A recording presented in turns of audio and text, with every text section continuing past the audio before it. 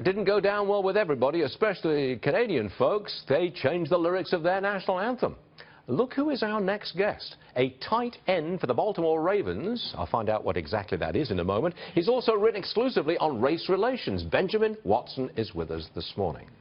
What is the, not just the baseball game last night, of course, but generally speaking, if someone says all lives matter and not just black lives matter, there's a problem. And I don't understand that. Do you? I do understand the problem, because usually all lives matter comes as a response to Black Lives Matter. It doesn't exist in a vacuum. So when people say Black Lives Matter, a lot of times the response is all lives matter. It can seem very condescending, dismissive to Black Lives Matter. I think that part of the issue here is when people hear Black Lives Matter, sometimes they think that someone is saying your life doesn't matter, and that's not what Black Lives, at least to me, is saying. What they're saying is... But that's the way it comes across, though, isn't it? If you're chanting Black Lives Matter, Black Lives Matter, that's exclusion. Well, I would ask this. I would ask you to think, why do you think that's being said? Because if we go back to the source and see why certain things are being said, maybe we can see the truth of it.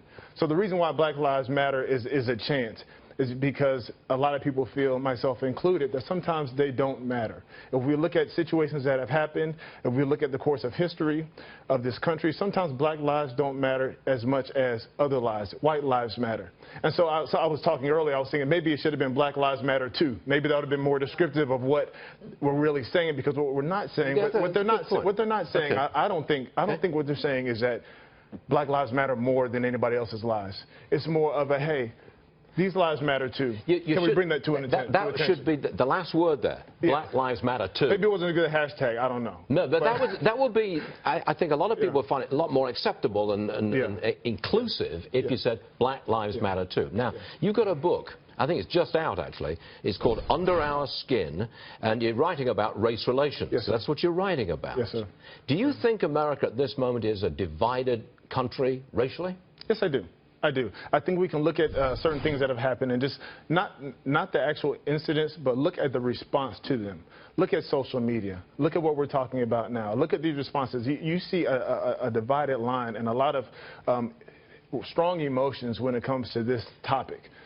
People have their guards up. We live in such a hashtag and a short snippet culture that people throw things out there and everybody get upset. Benjamin, it's so disappointing. I agree with you. It's very disappointing. I've lived in America for 40 years. I thought things were getting better. I really did. I thought people were coming together. And you're telling me we're not. When you even look at how whites and blacks view race, it's such polar opposites. In the same incident, in the same country, there's such polar opposites. So that right there tells me that we all have specific lenses that we see things through based on our backgrounds. We all have specific biases, specific prejudices that sometimes we don't even know that we have until a certain incident comes up that everybody's talking about. Suppose we stop considering people as members of a group and start considering individuals. It's you, Mr. Watson, and it's me, Mr. Varnick, and we're talking to each other. You're exactly right. That's the way to go, isn't it? Right. That's a lot about what I talk about in the book, talking to individuals, having intentional relationships with people that aren't like you. A lot of times we can live in our own bubbles without talking to anybody outside of it,